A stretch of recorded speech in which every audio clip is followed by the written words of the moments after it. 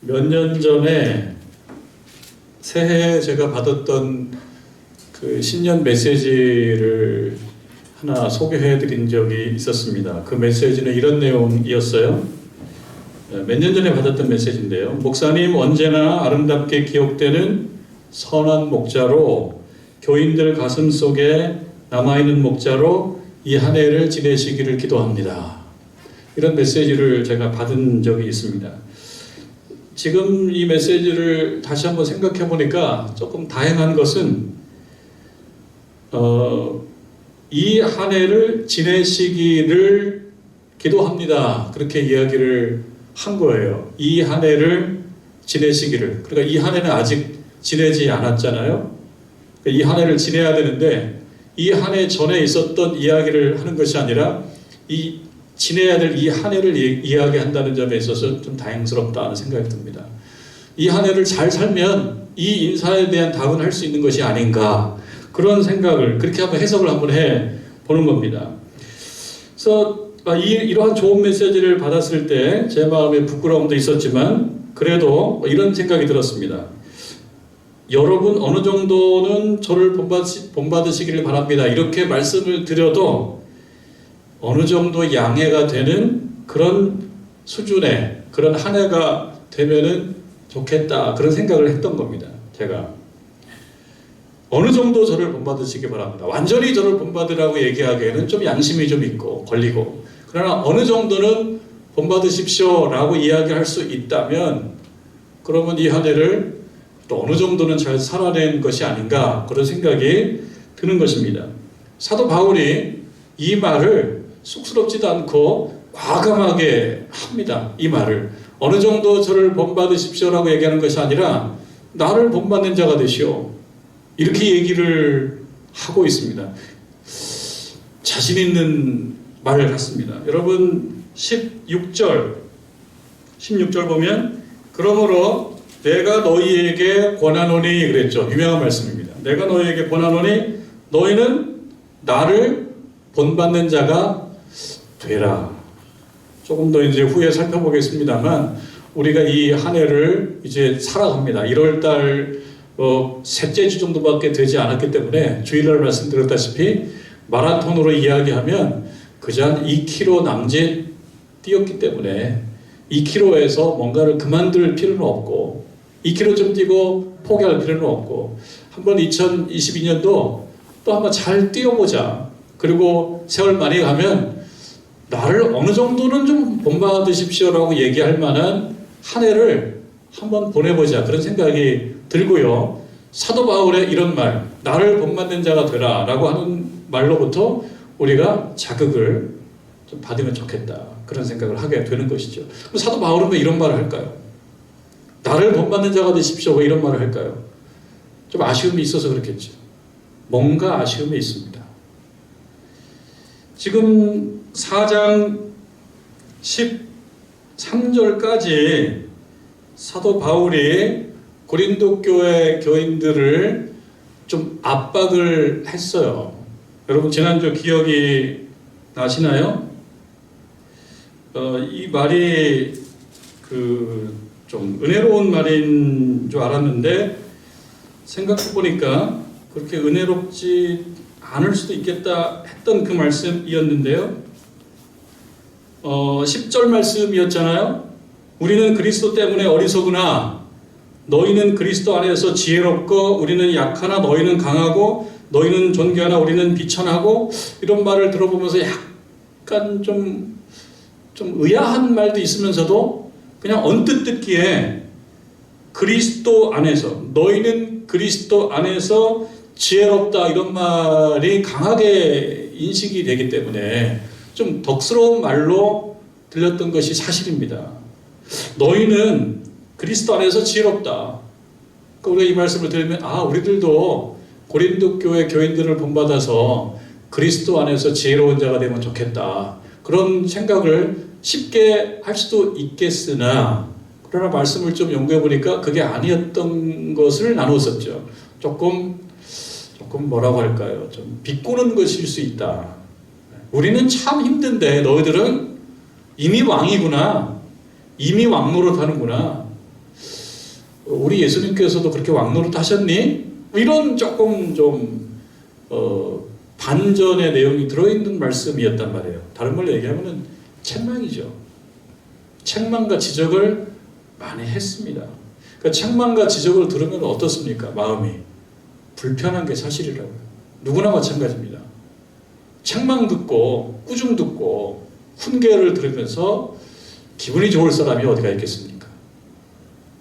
그런데 그 책망의 의도가 매우 순수한 것이라면 그 책망을 잘 소화하는 수밖에 없어요.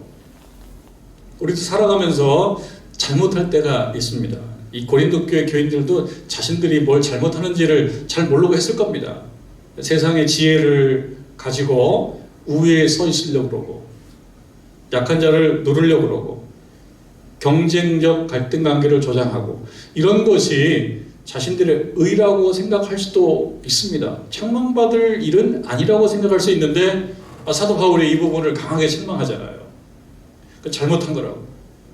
그럼 그 얘기를 딱 들었을 때 반감이 생긴단 말이죠. 사람들은 책망을 들을 때, 지적을 들을 때, 그러니까 그 사람이 어떤 사람인지 조금 우리가 알아보려면 그런 얘기하지 않습니까? 여행을 가면 된다. 같이 여행 가보면은 성질이 다 나온다는 거예요. 또 한편으로는요, 책망을 들었을 때 어떻게 반응하는지를 보면 그 사람의 됨됨이와 깊이를 좀 알 수도 있습니다. 왜? 책망 들으면 벌써 방어 본능이 생긴단 말이에요. 방어 본능이. 제가 어느 기사를 보니까 뇌과학자인데요. 뇌과학자고 신경과학자이기도 하다는 마이클 가잔이라고 하는 학자가 있는데 이분이 뇌는 윤리적인가 이런 책을 썼다는 거예요. 제가 2차 자료를 통해서 읽은 그런 내용인데요. 이런 얘기를 하는 거예요. 뇌는 윤리적인가? 어떤 면에서는 윤리적이지 않은 면이 있다는 거예요. 우리 뇌가. 어떤 면에서 그러냐? 들어오는 모든 정보를 자신에게 유리하게 해석하고자 하는 경향이 있다. 우리 뇌가. 그러니까 때때로 어떤 사안에 대한 이해가 달라요. 상황이 달라져가지고 상황이 달라져서 어떤 것이 나에게 유리한지를 뇌가 파악하고 작년의 그 상황에 대한 해석과 금년의 그 상황에 대한 해석이 좀 다를 수도 있어요. 왜냐하면 뇌는 자기에게 유리한 쪽으로 해석하려고 하는 경향이 좀 있다는 거예요. 일종의 방어 본능이죠. 방어 본능. 그러니까 고린도 교회 교인들을 향해서 사도 바울이 질책을 하고 있는 거 아닙니까? 지금 지난주 말씀 여러 가지 말씀이 있는데 7절에 보면 누가 너를 남달리 구별하였느냐 내게 있는 것 중에 받지 않은 것이 무엇이냐 내가 받았은즉 어찌하여 받지 아니한 것까지 자랑하느냐. 꾸중과 책망이었잖아요.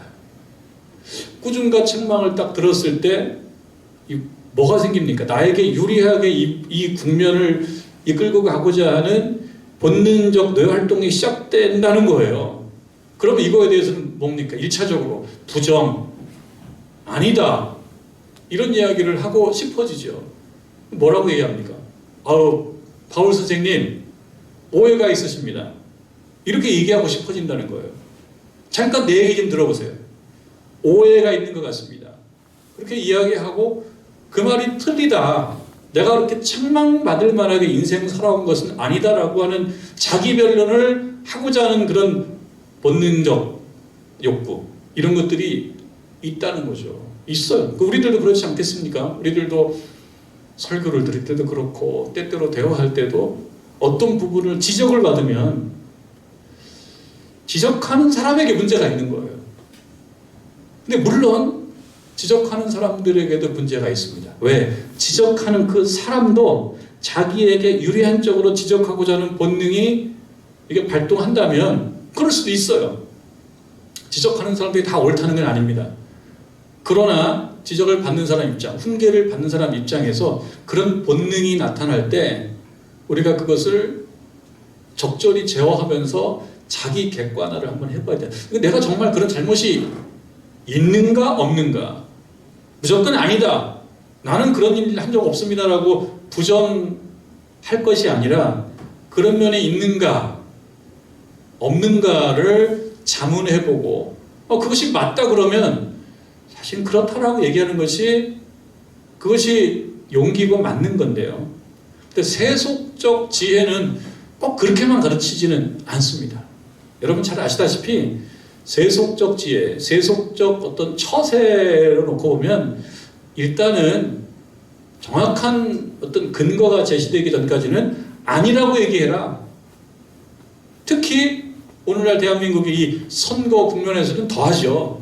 선거 국면은 이 흑색 선전, 뭐 가끔 마타도라고 하는 어려운 말로 이야기하는 그 흑색 선전이 난무해요. 근데 흑색 선전 중에서는 때때로 진실도 있어요. 이거는 상대방을 넘어뜨리기 위한 공격이에요. 그러니까 방어하는 측에서 일단 구체적이고 확실한 증거가 제시되기 전까지는 아니라고 하는 것이 그게 경쟁력이다. 세속지혜는 일단은 아니라고 하는 것도 꽤 의미가 있고요. 아니라고 하는 것도 뭔가 기능을 해요. 세속적 지혜는.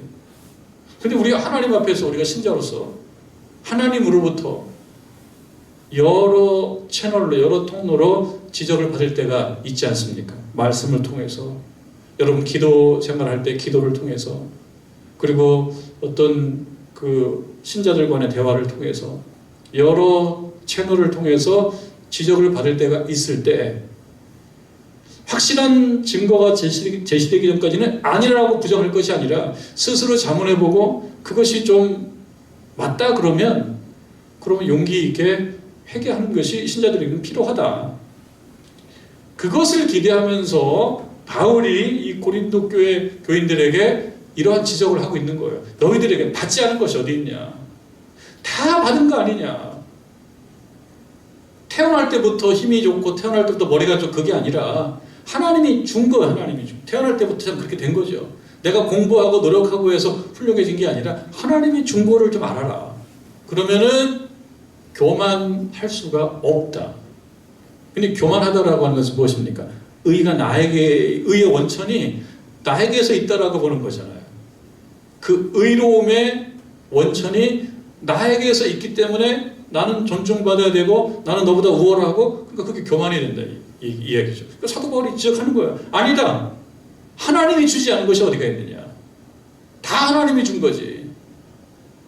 그러니까 우리들에게는 교만할 이유가 없다. 그것을 좀 알아차리고 지금 고린도 교회의 교만이라고 하는 그런 신자의 태도 때문에 교회가 하나님 뜻에 맞는 교회가 되지 않는 이런 모습 그걸 좀 잘 깨달아라 하는 얘기죠. 오늘 말씀 보면은 14절 내가 너희를 부끄럽게 하려고 이것을 쓰는 것이 아니다. 이 지적하는 거죠. 사도 바울이 지적했지 않습니까? 훈계했지 않습니까? 이 훈계가 너희 창피 주려고 하는 것이 아니다.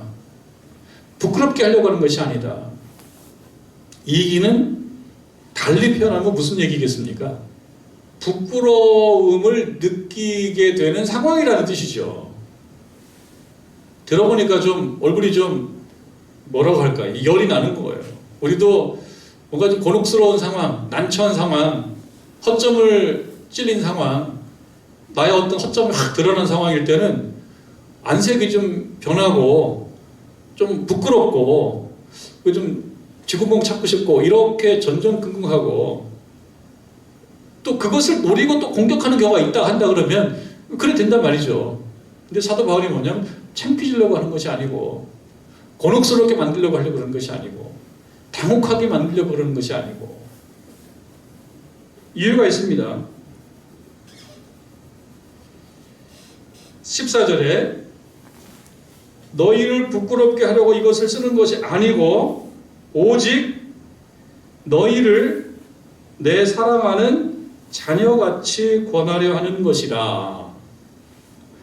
사도 바울이 고린도 교회 교인들을 향해서 이제 부득불 쓴소리를 하는 것은 창피주려고 너무 못돼서 혼내주려고 그러는 것이 아니라 사도 바울이 생각할 때는 영적으로는 내 자녀들이다라고 생각하는 거예요. 영적으로 내 자녀들이기 때문에 이 자녀들에 대한 관심은 뭡니까? 이제 사도 바울이니까 이제 아버지예요. 아버지든 혹은 어머니든 아비든 어미든 정상적이라면, 정상적이지 않은 경우도 왕왕 있기 때문에 정상적이라면 아비나 어미에게 있어서 자식은 어떤 존재인 거예요? 정말 금쪽 같은 존재라고 이야기하지 않습니까? 그러니까 뭐 자기 거를 다 그냥 내어주고 나는 쇠하고 너는 흥하게, 가끔 그런 좀 가슴 좀 아리는 그런 사연들이 있습니다. 정말 생과 사의 그런 갈림길에서 엄마는 죽음을 택하고 아이는 살려내는 뭐 이런 그런 좀 아픈 이야기들도 있단 말이죠. 그러니까 정상적인 경우라면 아비나 어미는 자식이 잘 되기를 바라는 거예요. 그러니까 지금 사도 바울이 아버지라고 하는 비유, 어떻게 보면 아버지 이미지, 이게 아버지 이미지인 거죠. 사도 바울이 실제로 고린도 교회 교인들에게서 아버지는 아니잖아요. 그런데 아버지 이미지를 가지고 들어옵니다. 뭘 얘기해 주려고요? 내가 바라는 것은 이 고린도 교회 공동체 구성원, 이 고린도 교회가 잘 커가기를 바라는 이 순수한 마음을 전하기 위해서 사도 바울이 지금 아버지라고 하는 이미지를 갖고 오는 겁니다. 오직 너희를 내 사랑하는 자녀같이. 그러니까 이 사람들은 자녀고 나는 그대들의 아비인 거예요. 아비. 그러니까 아버지라고 하면은 조금 여러 가지 내용이 그 안에 들어가 있는데요. 아버지 모티브 혹은 아버지 이미지 또는 어머니라는 이름, 또 어머니라는 이미지, 그 가운데 보면은 뭐가 들어가 있나요? 사랑과 희생, 이런 가치가 아버지나 어머니라고 하는 이미지 속에 많이 들어가 있는 거죠. 제가 이 말씀을, 이 부분을 보다가 예전에 교과서에도 실렸던 것 같은데 박목월 시인의 가정이라고 하는 시가 있어서 생각나서 찾아봤습니다. 가정이라고 하는 박목월 시인의 시에 보면 옛날 시라 표현도 조금 예스럽고 그런데 이런 내용이에요. 지상에는 9켤레의 신발, 아니 현관에는, 아니 들칸에는, 아니 어떤 시인의 가정에는 알 전등이 켜질 무렵을 문수가 다른 9켤레의 신발을, 옛날 시는 왜 이렇게 어려운지 모르겠어요. 근데 이 시가 얘기하는 건 뭐냐면 9켤레의 신발이 있다는 거예요. 9켤레의 신발. 그러니까 9켤레의 신발이 있다라고 하는 것은 아이들이 9명이라고 하는 걸 생각나게 하죠. 박목월 시인의 자녀가 9명인지 그걸 제가 모르겠지만 이 시를 놓고 9명인가 그런가요? 그리고 어느 시인의 가정에 알 전등이 켜질 무렵, 문수가 다른이라는 신발 크기가 다른 아이들이 이렇게 많다는 거죠. 그리고 그 다음에 이렇게 돼 있어요. 내 신발은 10구문 반. 옛날에는 신발을 이렇게 250mm, 270mm 이렇게 하지 않고 몇 문 반 이렇게 했던 시절이 있었습니다. 내 신발은 10구문 반. 이거 한 250, 60mm 정도 되는 것 같아요. 눈과 얼음의 길을 걸어 그들 옆에 벗으면, 그들 옆에는 아이들이죠. 아이들 신발. 그들 옆에 벗으면 6문 3. 본인 신발은 19문 반. 여기는 6문 3에 코가 납작한 귀염둥아 우리 막내둥아. 막내는 6문 3이었는 모양이에요. 그러면서 이어집니다. 미소하는 내 얼굴을 보아라. 얼음과 눈으로 벽을 짜올린 여기는 지상 연민의 삶의 길이여 내 신발은 19문 반. 그러면서 끝에 이런 시 내용이 이래요. 굴욕과 굶주림과 추운 길을 걸어 내가 왔다. 아버지가 왔다. 누구에게로? 아이들에게도. 굴욕과 굶주림과 추운 길을 걸어서 와야 되는 그 이유와 명분, 내가 돌봐줘야 되는 육문삼의 아이들이 있기 때문에 19문 반이 온 거예요. 아니 19문 반의 신발이 왔다. 아니 지상에는 아버지라는 어설픈 것이 존재한다. 미소하는 내 얼굴을 보아라. 논리적으로는 제가 어떻게 이해할지 모르겠습니다만 이 시를 생각이 난 거예요. 아버지도 어설픈 존재이고 약한 존재이고 뭔가 좀 살기가 여기 나오는 것처럼 굴욕과 굶주림과 추운 길을 통과해야 되는 그런 좀 외로운 존재인데 그럼에도 이 육문삼의 작은 신발들 옆에 자신의 신발을 벗어놓고 그들에게 따뜻한 미소를 보여주기 위한 그런 존재로서의 아버지를 또 얘기하고 있는 거예요. 생각이 난 거죠. 사도 바울이 아버지의 이미지를 가지고 오는 이유는 무엇이겠습니까? 본인 힘든 이 박목월 시인의 시처럼 굴욕과 굶주림과 추운 길을 사도 바울이 걸어가고 있죠. 오고 있고 가고 있고 걸어왔었고 그럼에도 불구하고 고린도 교회를 가고 에베소를 찾아갔던 것은 무엇입니까?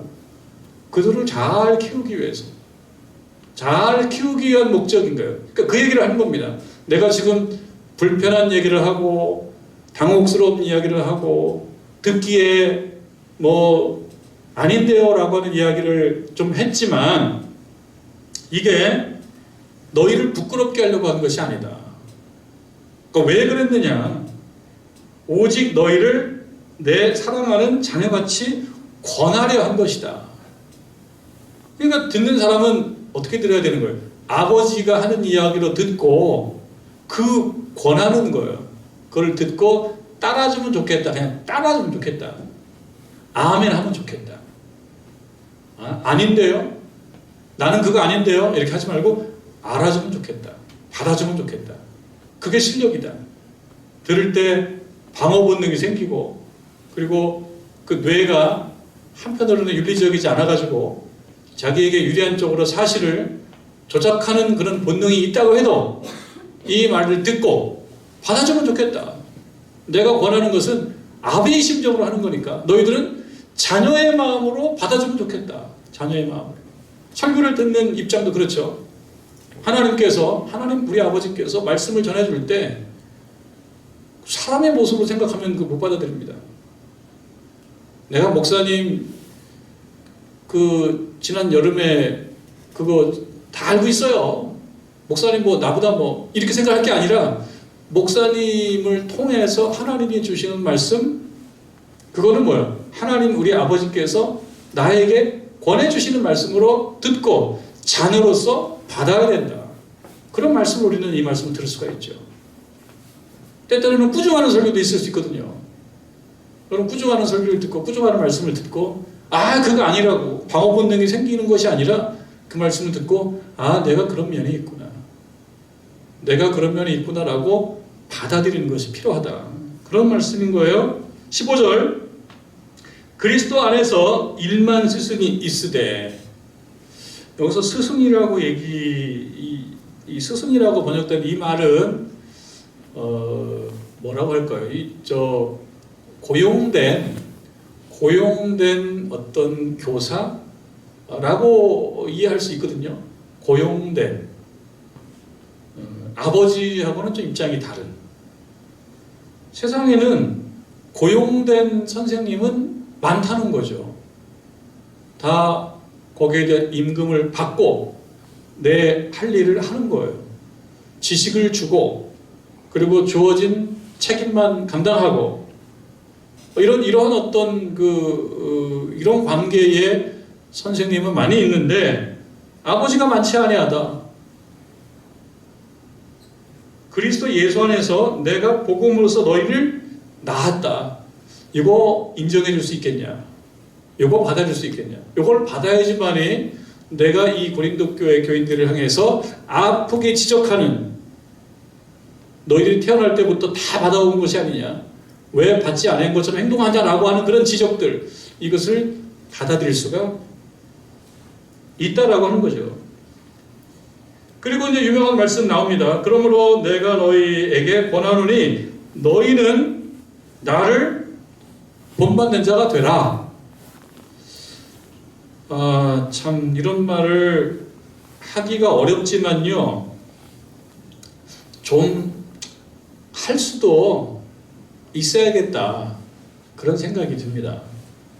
어느 정도 양해를 해주는 선에서 이런 말을 할 수 있게 한 해를 살면 좋겠다. 그리고 그리 뭐 못할 것도 없다. 교만하다고 얘기할 수도 있겠습니다만 나 정도 좀 하시면 됩니다라고 얘기할 만하죠. 여러분께서 수요 기도에 나오고 말씀 읽고 또 말씀대로 살려고 애를 쓰고 또 교회를 섬기고 또 여러 성도들을 돌보는 것이 나에게 뭐 경제적 이해관계가 있어서 그런 건 아니고 하나님께서 원하시기 때문에 그 일을 감당하고 이런 일들을 해오지 않습니까? 그런 일을 하면서 어느 날 이 점에 있어서는 나를 본받아도 된다라고 얘기할 만하죠. 교만하다고 얘기할 것이 아니라. 사도 바울이 하는 얘기 보십시오. 나를 본받은 자가 되라. 이거 무조건 못하는 말은 아니에요. 이거 과하다. 과하게 들릴 수 있죠. 그러나 우리들도 나를 본받는 자가 되라. 지금까지는 조금 부족함이 있었다고 하지만 2022년도 한 해를 살면서 이 한 해 동안 살아간 삶을만을 놓고 봤을 때는 나를 좀 본받아도 괜찮다라고 이야기할 만하게 살면 좋은 거 아니겠습니까? 나를 본받는 자가 되라. 이것은 바울의 어떤 버릇이나 바울의 습관이나 바울의 기호나 이런 것들을 본받는 건 당연히 아닙니다. 그런 걸 본받으라고 할 이유가 뭐가 있습니까? 뭘 본받으라고 하는 걸 거예요? 사도 바울이 뭘 자기를 본받으라고? 바울 되기 이전에 우리 성경에서는 사울이라고 하는 이름으로 주로 불렸던 시절, 아주 열성적인 유대교도이면서 기독교인들을 잡아서 죽이는 일에 앞장섰던 그런 열심당원 시절에 그 나를 배우라, 그 뜻은 당연히 아니겠죠. 그럼 뭘 배우라는 것일까요? 여러 가지가 이거 우리 미루어 짐작해 볼 수밖에 없어요. 딱 얘기 안 하니까요. 그런 열심이 있었지만 그 열심이 잘못된 열심이었어요. 예수님을 만났어요. 예수님의 말씀을 들었습니다. 사울아 사울아 어찌하여 나를 그렇게 핍박하느냐, 박해하느냐. 누구십니까? 나는 네가 박해하는 예수라 라고 얘기하면서 그냥 회심을 하지 않습니까? 사울의 회심, 완전히 뒤집히는 경험을 한단 말이죠. 그러면서 그 이후로는 어떤 인생이 됩니까? 예수 그리스도, 예수는 그리스도이시다. 그러니까 유대교에 있었던 그 자가 그리스도교의 선구자가 됩니다. 그리스도교의 어떤 앞에 이끄는 선봉대가 된 겁니다. 그런 존재로서의 사도 바울, 예전에 자기 잘남이 아니고 자기 똑똑하고 유대교의 어떤 경력, 공부의 경력 이것이 아니라 그냥 예수는 그리스도이다라고 하는 것에 모든 인생을 걸고 자기가 지금까지 알아왔던 모든 지식들, 세속적인 업적들 이것을 다 배설물로 여겼던 그런 자신의 모습. 그러니까 자기는 없어지고 누구는 사는 겁니까? 예수님은 드러나는 그런 나 자신을 배우라는 거지, 나의 버릇과 나의 기호와 나의 취미와 이런 걸 배우라는 것은 당연히 아닙니다. 그러니까 나를 본받는 자가 되라고 하는 것은 내가 전한 복음을 배우는 자, 복음에 익숙한 자, 복음대로 사는 자가 되라, 그 뜻이죠. 나를 본받는 자가 되라. 나 지금 이 고린도 교회에 파벌이 여러 개 있지 않습니까? 바울파, 게바, 아볼로, 그리스도파, 파가 있는데요. 이제는 나 바울 중심으로 모여야 된다, 이게 아니죠. 이게 아니죠. 그냥 내가 전하는 예수 그리스도, 십자가에 달리셨다 부활하신 우리 예수님, 낮아지시고 섬기시고 희생하셨던 그 예수님을 전하는 나를 배우고 또 내가 전하는 그 예수님을 충분히 받아들이고 믿고 이런 존재가 되라라고 하는 뜻이죠. 복음에 대한 바울의 사명, 이것을 본받으라라고 하는 것입니다. 그 본받을 만한 사람이 있다라고 하는 것은 참 감사한 일입니다. 그래서 우리들이 생각해 볼 때 사도 바울을 우리가 본받아야 되겠고요. 그리고 정봉제일교회 교인으로 살아가면서 어떤 사람들이, 어떤 교인들이 나를 보고 저렇게 신앙생활을 하면은 괜찮겠다라는 생각이 들 만하게 신앙생활을 하는 존재가 되면 좋겠다는 겁니다. 나를 본받는 자가 되라, 나쁜 말은 아닌 거예요.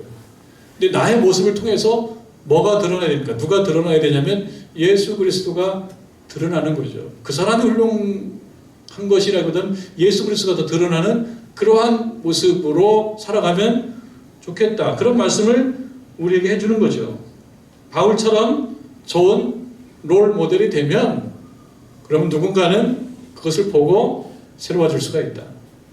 헨리 키신저, 미국의 유대인으로서는 첫 국무장관. 그 헨리 키신저에 관련된 이야기가 하나 있대요. 어렸을 때 얘가 뭐 책 같은 것도 읽지 못했던 때, 어렸을 때겠죠. 아버지가 선생님이셨다 그러는데 이 아버지가 그 의자에 앉아서 책을 늘 읽는 모습을 보여줬나 봐요. 그러니까 이 꼬맹이가 집에 있는 두꺼운 책, 읽지도 못하는 두꺼운 책 가지고 그 의자에 앉아가지고 마치 책을 읽는 것처럼 흉내를 내곤 했었다. 그런데 그런 흉내를 내는 과정 속에서 아버지를 흉내내는 과정을 통해서 이 헨리 키신저가 세계 최고의 어떤 위치에 올라가는, 그리고 세계 외교사의 한 페이지를 장식하는 이런 존재가 되어가는 과정이 그때 있었다라는 얘기를 하는 거예요. 꼭 그랬던 것인가에 대해서는 뭐라고 얘기할 수가 없겠습니다만, 그러나 좋은 롤 모델이 있는 것은 복이다. 그러면 우리들에게도 좋은 롤 모델이 필요하지만 또 한편으로는 이만큼 우리가 신앙생활을 했기 때문에 그 누군가는 우리들을 보고 저렇게 신앙생활하면 좋겠다라고 하는 모습을 보여주는, 사도바울과 같은 모습을 보여주면 좋겠다 하는 말씀인 거죠. 17절 말씀, 이로 말미암아 내가 주 안에서 내 사랑하고 신실한 아들 디모데를 너에게 보냈으니, 디모데는요 여러분 아시다시피 2차 전도 여행 때 만났던 사람이에요. 루스드라라고 하는 곳을 만났던 사람인데요, 어머니는 유대인이고 아버지가 헬라인입니다. 그래서 순혈이 아니라고 볼 수 있는 사람인데 그럼에도 불구하고 사도 바울에게 있어서는 매우 귀한 동역자가 됐습니다.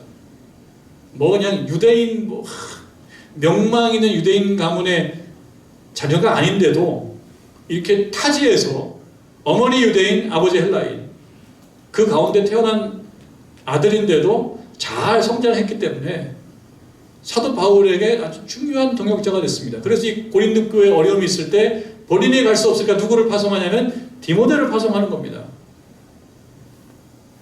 오늘날 용어를 들어서 얘기하자 그러면 바핵관이에요. 무슨 말씀인지 알아들으시죠? 핵관이라는 말이 많이 쓰이잖아요. 핵심 관계자. 바울의 핵심 관계자. 바핵관이야, 바핵관. 누가요? 디모데가요. 근데 그 디모데가 오늘날 그 말 속에 담겨져 있는 무슨 권력을 의도하고 핵관이 있다 이런 게 아니라 그냥 하나님의 일이기 때문에 하는 겁니다.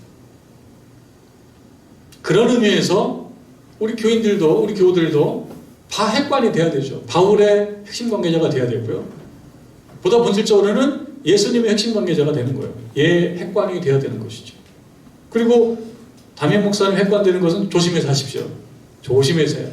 나쁘다는 건 아니에요. 그러나 기술적으로 하는 거예요. 그거는 어떤 권력을 위해서 하는 것도 아니고 자리를 위해서 하는 것도 아닙니다.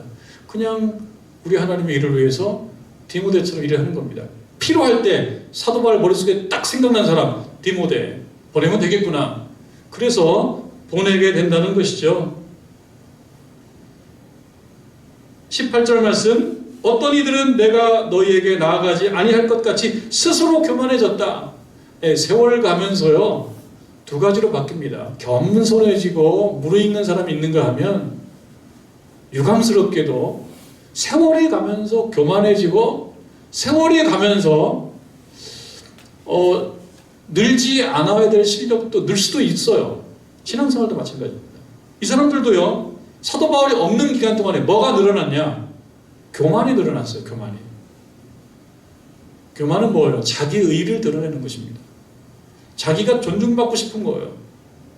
세월이 가면서 좋은 신앙적 덕목이 늘어나야 되지, 교만과 같은 덕목이 늘어나면 안 되는데, 교만이라는 이 덕목도 아니고요, 악덕이죠. 교만이라는 악덕이 늘어난 거예요. 세월이 가면서. 우리들도 세월이 가면 당연히 뭐가 오냐면 경력이 늘어납니다. 신앙생활에 경력이 늘어납니다. 그래도 신앙 연조가 몇 년인데 경력이 늘어납니다.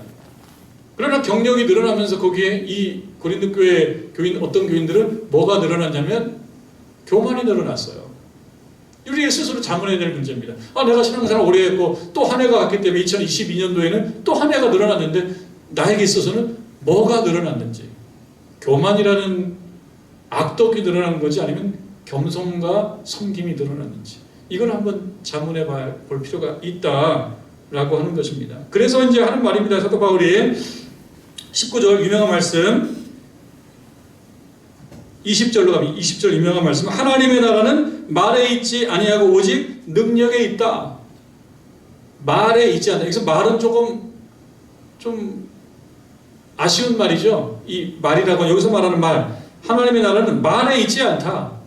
여기서 말하는 말은 좀 아쉬운 표현이에요. 말은 필요하죠. 우리가 살아가면서 말은 필요한데, 지금 이 고린도 교회의 문제는 뭐냐면 말은 있는데 뒤따라가는 따뜻한 덕은 없다, 그런 뜻이에요. 하나님의 나라는 말에 있지 않다. 오직 능력에 있다. 여기서 능력은 하나님의 능력을 얘기합니다. 그러니까 세월 가면서 경력이 많이 늘어나는데 하나님의 능력, 하나님의 의는 좀 없어지고 어떤 자기의 능력, 자기의 의가 커간다? 이거는 사도 바울 입장에서는 지적해야 될 문제, 훈계해야 될 문제, 아버지 입장에서는 훈계해야 될 문제. 그래서 훈계하고 있습니다. 이 말을 듣고 우리도 때때로 살면서 잘못합니다. 실수합니다. 이 말을 듣고 어떻게 된다는 거예요? 회개하고 다시 반성하고 다시 2022년도 이제 한 2km쯤 뛰었으니까 여기서 다시 한번 점검하고 내 영적 다리 근육 상태, 호흡의 문제 한번 점검하고 그리고 다시 한번 뛰어보면 다 뛰고 난 다음에는 어느 시점에 뭐 조금 부족하지만 나를 좀 본받는 것도 괜찮아요. 이런 얘기 할 수 있지 않을까. 그렇게 살기 위해서 여러분 2022년도 이제 1월달 벌써 중반 넘어가죠.